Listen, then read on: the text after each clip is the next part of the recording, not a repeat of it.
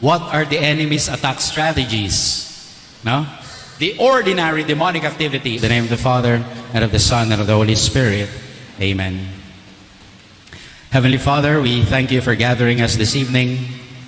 We thank you for the ministry of exorcism and spiritual liberation that you have given your church. We ask Jesus to cover us with his precious blood, and for Mary, the Our Lady of Light, to cover us with her mantle of love and protection, so that all of us will be totally safe, even our loved ones and our possessions. We ask Saint Joseph to protect us, Saint Joseph, the terror of demons, to be with us, and may the archangels Michael, Gabriel, and Raphael defend us always from the evil one. Let us pray a prayer to our guardian angels. Angel of God, my guardian dear, to whom God's love commits me here, ever this day be at my side, to light and guard, to rule and guide. Amen. Our Lady of Light, pray for us. In the name of the Father, and of the Son, and of the Holy Spirit. Amen. Ordinary. And I say it again, ordinary. Ito yung madalas na nangyayari. The bread and butter of the devil. Dito siya mas ginaganahan. Dito siya nagtatagumpay sa nag-iisang paraan na ito. At ano yon? Wala iba kundi temptation. Okay? Yun lang. Tukso. Kaya nga, di ba sabi, kay rami ng winasak na tahanan. Ano kasunod? Matang pinaluhan, kay rami ng pusong sinugatan. Tuloy nyo!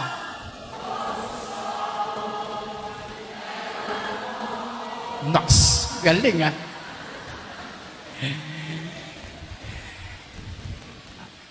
Ang problema, hindi sinabi ni Eva yon. Yung otokso, layuan mo ako. Si Eva Eugenio ang nagsabi. No? Pero tindi ng tukso, no? Bakit kaya mas maraming nahuhulog dyan? Bakit kaya ito ang bread and butter ng Diablo? Alam niyo kung bakit? Ito ang dahilan. Sapagkat ang tukso ay laging papunta sa maganda, masarap, madali. Ulitin nyo nga. Maganda, masarap, madali. Pag di yan maganda, hindi yan masarap, hindi yan madali, hindi yan tukso. Gets nyo? Kaya sa totoo lang, hindi ho nakakatakot ang demonyo. Hindi. Ang tukso, hindi yan masaklap, hindi yan pangit, hindi yan mahirap. Ito'y laging patungo sa maganda, masarap, madali. Okay? Meron ba sa inyo nagsabi, alam mo, natutokso akong magsimba. Ano? Natutokso magsimba? Natutokso ako magbigay ng abuloy. Hindi tukso yun, mahirap yun eh. Natukso ka bang pumunta rito? Hindi ah. Kasi mahirap to. Sarap kaya humilata na lang. Friday evening, manood na lang ng Netflix, o yung iba Viva Max. Di ba Calvin? Asa na yun? Di ba? Umulan pa. Ba't ka pupunta rito? Mas masarap na nasa bahay. Gets mo? Maganda, masarap, madali. Natatandaan niyo yung 7 diablong binigay ko? Natatandaan niyo? Okay. Kaya ho sila 7 sapagkat responsable sila sa mga uri ng kasalanang nakamamatay. Tandaan niyo yan, ha? Deadly sins. Catechist, do you know the 7 deadly sins? The capital sins? Let's begin. Beelzebul is responsible to the sin of gluttony. Di ba magandang tukso yan? Katakawan sa pagkain? Yung tipong may kakain pa, magsusubi ka na? Mga Sharon kayo? Busog na, gusto pa rin. Kumukuha ng mga hindi nila mauubos na pagkain. Gluttony yan. Alam nyo, ngayon, matindi ang panawagan sa gluttony. Bakit? Lalo na, tingnan nyo yung mga anak ninyo. Mga anak ninyo, mga apo ninyo, mga kabataan. Lalo na kung meron silang smartphone. Hindi nyo ba nahalata? Yung mga bata, pag ayaw nila ng pagkain, magpipipindot lang, may delivery ng darating. That is gluttony. Kasi ayaw nila nung inihain nyo. Ayaw nila nung ulam. Turuan nyo ang mga anak ninyo na kung anong inihain ninyo, kainin nila. Pinagpaguran nyo yun eh. Diba? Sabihin mo sa anak mo, anak, pinagpawisan ko yan. Sasabihin ng anak mo, ew, may pawis. Hindi, gluttony yun. Yung ayaw mo na nakahain, maghahanap ka ng ibang ulam. Ha? Turuan ng mga anak. Huwag silang papadaig kay Beelzebul. Magpapasko na naman. May mga potluck tayo sa mga ministries natin, ano? Party, tama? Yung iba dyan, gluttons talaga. Bakit? Magdadala ng 2 tilapia, mag-uuwi ng 3 bangus.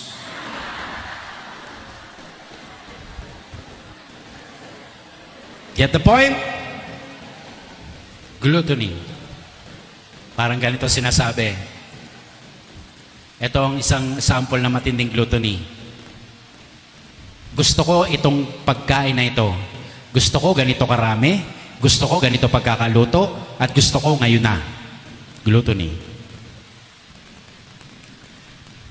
Kaya tinan niyo po yung smartphone ng anak ninyo. May Grab. May Panda Express. Diba? Ngayon, konting pindot lang. May Starbucks na darating.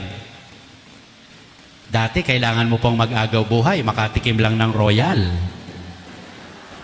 Di ba? Ganun tayo nun. Nabutan niyo yun, yung Royco. Naku, inabutan ko yan. Kailangan mo pong magkumbulsyon, makatikim ka lang ng Royal. Tsaka ng Skyflakes na isasawsaw mo. May sakit ako ibili ng Royal yan. Ako din, may sakit na. Oh? Di ba? Kaya mas maganda yung dati. Matiisin tayo eh. Next, Belial. Katamaran. Ha? Alam niyo po, yung sloth, ganito po yan.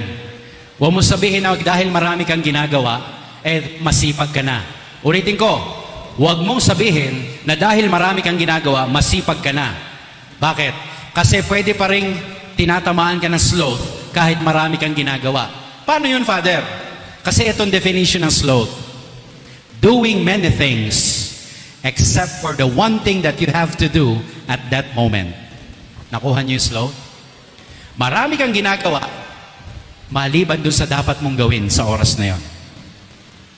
Alam niyo yung mga anak ninyo, busy yan. Mag-TikTok, mag-Facebook, mag-Instagram. Kayo rin, di ba? Minsan, busy-busy kayong kapapanood ng telenovela. May ginagawa ako. Ang ginagawa mo, nanonood. Pero tingnan mo, ano ba yung dapat mong gawin? Pag ginawa mo na yung dapat mong gawin sa oras na yon, then you're not being lazy. Pero ito, nananawagan sa inyo, si Belial. Mga church workers, ha? Papalit ka na lang sa serve mo, sabihin mo may sakit ka. Alam ko yan. No? Sabihin mo, may family reunion tayo. Ikaw naman, magte-text ka, palitan mo naman ako, sister, ang taas ng lagnat ko. Che. Okay? You get the point? Tukso na magkaroon ng katamaran. Next. Asmodeus, last. Kahalayan. Okay? Dati nasa ako sa Antipolo Cathedral. May nagpa-bless. Sabi sa akin, Father, papabless po kami. Ano yung papabless nyo? Motel po. Ha? Motel? Binabless ba motel? Binabless ang motel? Anong prayer doon? Lord, sana dumami po ang customer nito. Ganon? Hindi ko alam kung anong gagawin ko doon eh. Pinuntahan ko na lang pero nagwisik-wisik lang ako. Buti nagsara. Sarado na. Binibigyan pa akong discount. Sabi ko naman, bibigay ko na lang ho kay Father Rock. Rock, kung nanonood ka. Okay. Pero ito po, ang madalas na panunukso sa lust, si Asmodeus. Biblical po yan, si Asmodeus. Check na po. Ang antidote po niyan si Saint Raphael. Okay? Next. Envy. Leviathan. Inggit. At naniniwala po kayo na sa simbahan, sa paglilingkod, sa parokya, walang lugar ang inggit. Naniniwala kayo? Oo, tama. Alam ko na mahina sagot nyo. Kasi naiinggit din kayo. Mga haliparot kayo. Siya na naman ang pinansin ni Father. Bakit siya na naman ang naglektor sa fiesta? Mas mahaba ang airtime niya. Bakit pag online sila? Kasi nga pangit ka. Okay. Biro lang. Inggit. Alam niyo po, yung mga naiinggit, tandaan niyo po to yung mga naiinggit, ito po yung mga hindi marunong magpasalamat sa mga biyayang natatanggap niya. Kaya siya naiinggit sa iba. Pansinin niyo. Look into yourselves. If you are envious of others, then maybe you lack gratitude. No? You lack gratitude in God. Baka hindi ka kasi kontento sa mga biyaya mo. Kaya sinisilip mo yung biyaya ng iba. Bakit siya meron? Ako wala. Nako, isipin mo, meron ka rin na wala siya. Huwag ka mainggit. We are all equally blessed here. Amen? Are you blessed? Then there's no room for envy in your heart. If you only you are grateful to whatever you receive as blessing, Leviathan cannot tempt you to be envious. At isa pa, kung ikaw'y nakakaramdam na inggit, lagi mong iisipin, ang mahalaga naman sa akin kung ano ang tingin ng Diyos sa akin. Yun naman yun eh. What they think of you doesn't matter. What matters is how God looks at you.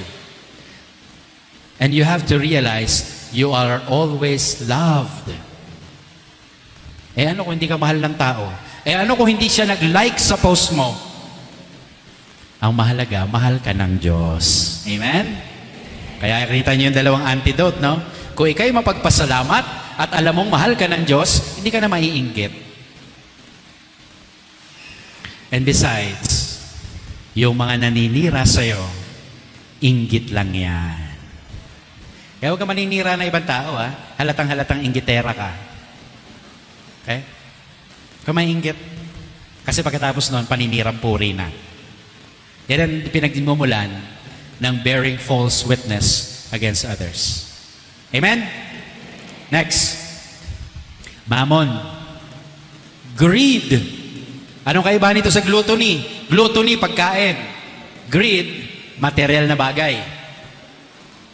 Okay? At ito rin ang dapat isa sa maituro sa mga anak at apo. At kahit sa ating mga sarili, kung pwede pang magamit, huwag mo munang palitan. Okay? Be sure that you only possess those things and that those things do not possess you. Magkaiba yun. Sapagkat kung hindi ka na makapagpatuloy sa buhay nang wala ang mga material na bagay na to, ibig sabihin, ang mga bagay na ito ang nagmamay-ari na sa'yo. And that's what Mammon wants. Tandaan nyo yun.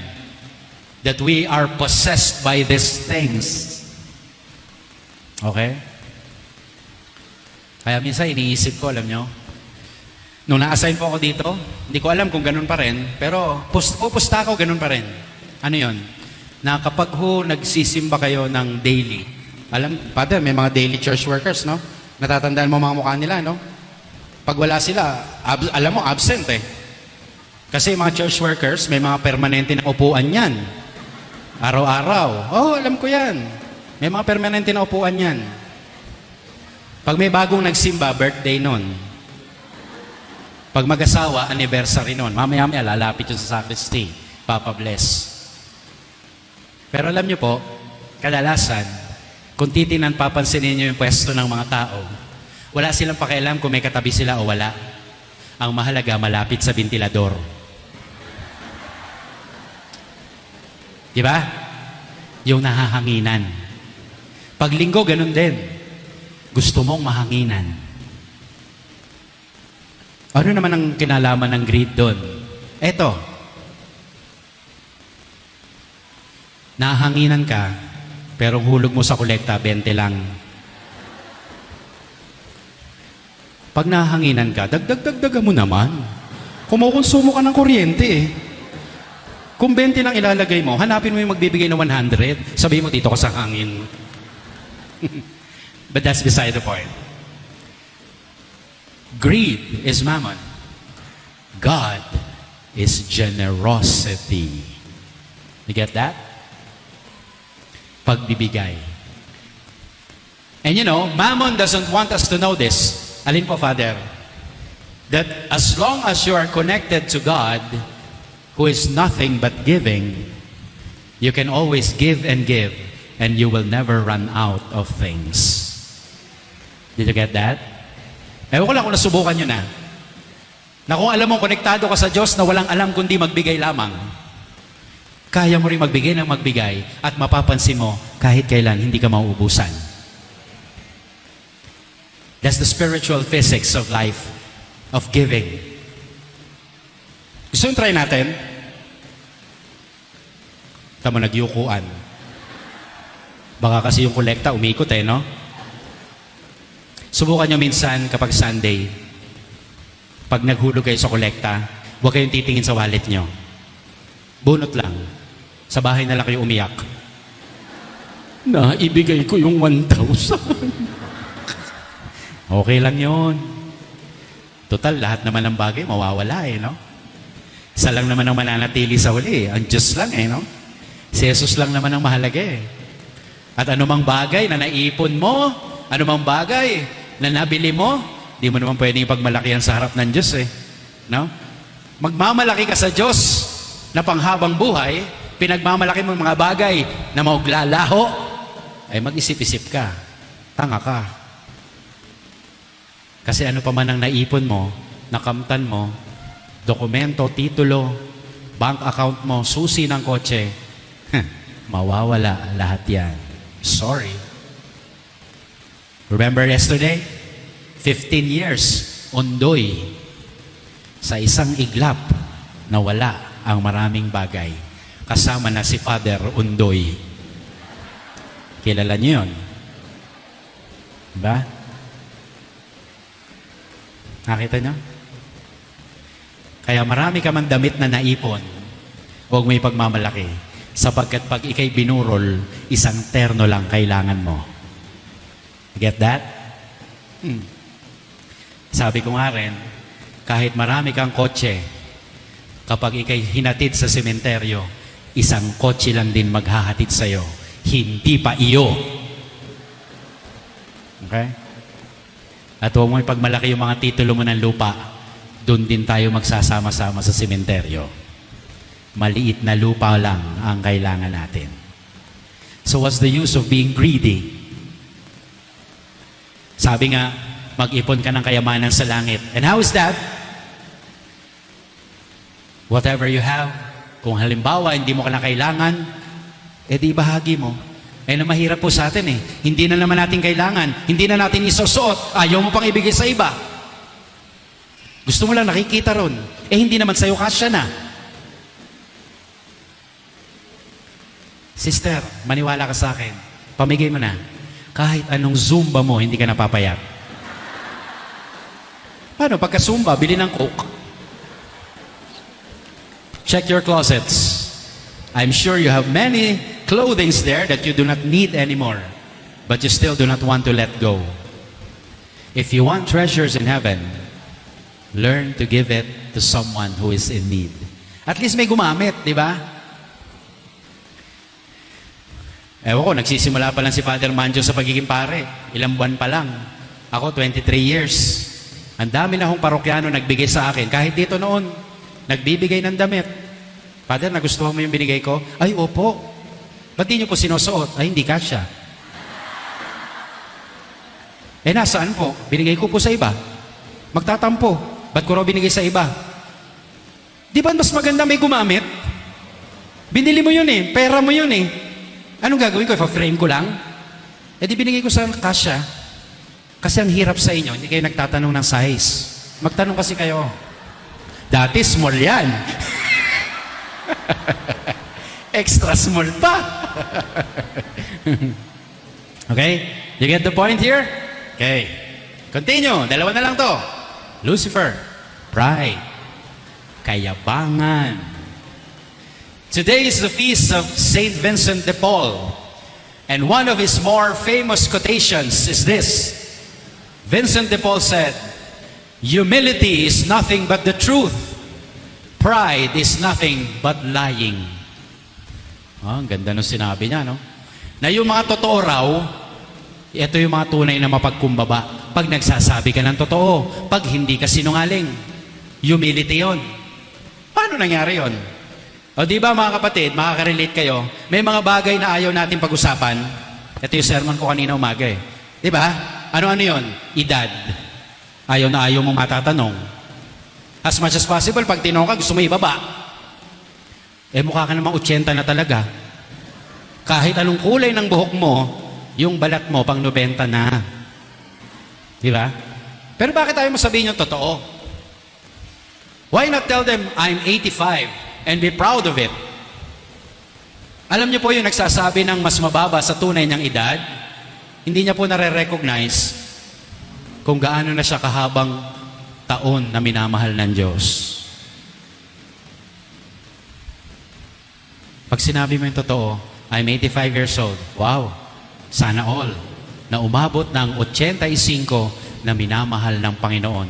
Ako po, 50 years na akong minamahal ng Diyos. Okay? That's humility. Ano pa ayaw niyo pag-usapan? Edad. Maliban doon, sweldo. Ano ngayon? Ano ngayon kung mas mababa sa kanya? Mas mahal ba siya ng Diyos kaysa sa akin?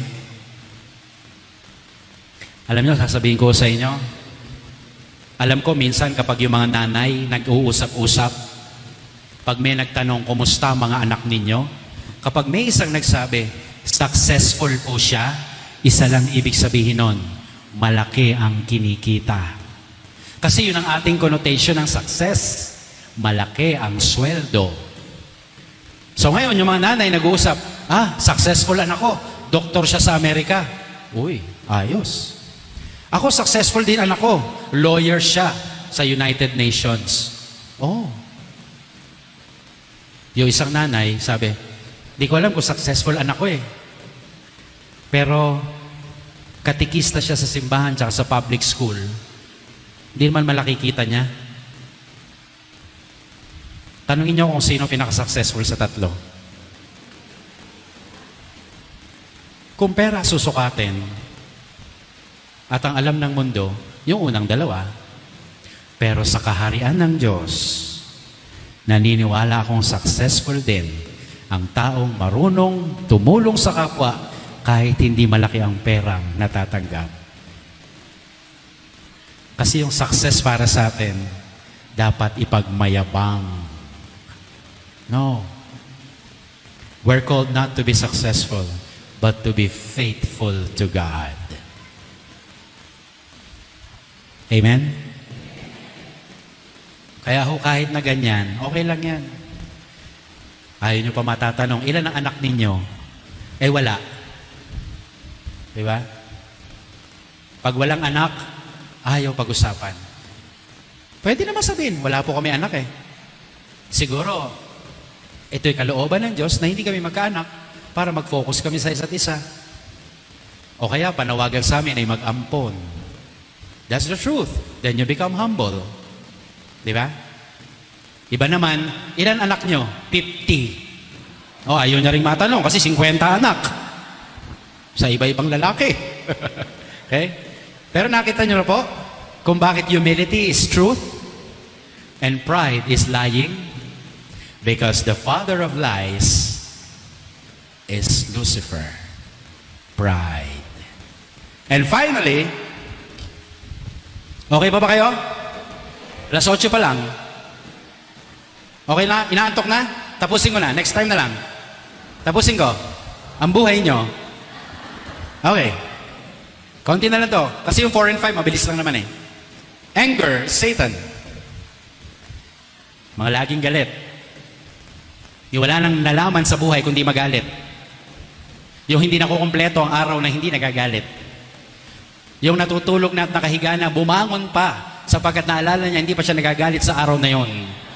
Kaya siya'y nagalit at naghanap ng mali ng anak, ng asawa at ng kasambahay. At nung siya'y nagalit na, humigan at nakangiti, nagalit na ako. Alam niyo po, isa sa mga payo ko sa mga naglumalapit sa akin at sinasabing, Father, paano ba ako matutulungan sarili ko? Kasi lagi ako nagagalit. Marami na lumapit sa akin niya. Baka si Father Manjo, bagong pare, fresh pa lang yung kanyang faculty para mag-absolve. Marami na siyang narinig na ganun. Magagalitin. Nagalit po ako. Ang isa sa mga payo ko ay ganito. Alam mo, may karapatan ka lang magalit kung ikaw mismo hindi ka nagkakamali. Isipin nyo lagi yon. Nagkakamali din naman kayo, di ba? Ba't ang tindi mo magalit? Bakit ang tindi mo magalit? Nagkakamali ka rin. Hindi ka rin perpekto. Kaya ang dapat lang nagagalit yung perpekto. Ha? Usapan? Pwede? Anger is one of the 7 capital sins. Si Kristo ba nagalit? Yes or no? Yes. With conviction. Para yung galit niya, may dahilan. Yung malakas ang sagot, laging galit yan. Si Kristo ba nagalit? So nagkasala siya. Kala ko ba nagalit? Huy. Galit talaga yon? Galit hindi? Hindi nyo na alam. Next year ko na sasabihin. Ulit. Is anger a sin? Huy. Yes or no? Siyempre, Catechism tells us, anger is one of the capital sins. Hindi naman nagkakamali ang katisismo eh. Katisismo ng simbahan to eh. Infallible to eh. Nasa CCC yan eh. Catechism of the Catholic Church. So, konbinsito kayo na anger ay sin. Tama? Yes? Nagalit ba si Jesus? Nagkasala si Jesus? O paano may re-reconcile yun? Lagot ka. Alam mo ha. Alam ko yung tinutukoy nyo. Pumunta siya sa templo. Di ba? Nakita niya may mga nagtitinda. Anong ginawa niya? Pinagtataob niya yung mesa. Gumawa pa ng panghagupit, di ba? Meron siyang pinalo sa panghagupit niya? Meron wala? May nasaktan tao? May lumipad na ibon?